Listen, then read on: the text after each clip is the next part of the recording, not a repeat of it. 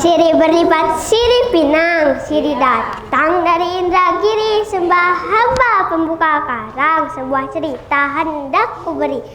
Assalamualaikum warahmatullahi wabarakatuh. Waalaikumsalam warahmatullahi wabarakatuh. Perkenalkan, nama saya Muhammad Kafka Rozi Wibowo. Saya dari SDN 007 Sekar Mawar. Dewan juri yang bijaksana, teman-teman semua, pernahkah kalian mendengar sebuah cerita tentang keberanian yang dibalut dengan kecerdikan? Di tanah Indragiri yang dialiri sungai nan megah, hiduplah 3 pahlawan. Inilah kisah penghulu 3 lorong. Zaman dahulu, saat ibu kota kerajaan Indragiri masih di Pekantua, hiduplah 3 bersaudara di Batu Jangko. Ada Tiala Si Sulung, Sabila Jati, dan Joh Mahkota. Mereka bukan sekedar bersaudara. Mereka kesatria yang gagah perkasa, mahir bersenjata. Dan yang paling utama, mereka sangat rukun. Suatu hari mereka mencari tanah harapan. Mereka melewati hutan, menyeberangi sungai, sampai tibalah mereka di tempat bernama Tanah Koto Siambul. Tanah yang subur, airnya jernih, udaranya pun sangat segar. Di sanalah mereka menetap. Namun kawan-kawan, di sudut lain Indragiri sedang terjadi kekacauan. Ada seorang penguasa bernama Datuk Dobalang. Kelakuannya sangatlah buruk. Dia berjudi, menyabung ayam, dan memperlakukan rakyat dengan kejam. Raja Indragiri pun resah. Beliau memanggil Duli, seorang yang dipertuankan besar di sana. Taklukkan Datuk Dobalang, bawa kembali ketenangan di tanah kita. Perintah sang raja. Maka dipanggillah 3 bersaudara dari Koto Siambul. Ada Tiala, Sabila Jati, dan Joh Mahkota untuk menghadap raja. Mereka pun menyanggupi tugas itu. Namun dengan bekal yang tidak sembarangan. Tiala meminta ayam sabung betina dan keris bersarung emas Majapahit. Sabila Jati meminta pedang Jawi bertuliskan Muhammad.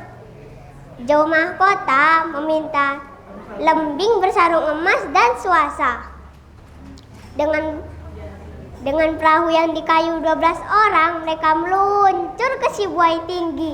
Setibanya di sana, Datuk Dobalang yang sombong sudah menunggu. Hei anak muda, jika kalian berani, mari kita bertaruh di gelanggang sabung ayam ini, tantang Datuk Dobalang. Tapi tunggu, Datuk Dobalang membuat 4 syarat yang aneh dan menjebak. 1. Dilarang bersorak. 2. Dilarang memekik dan mengentak tanah.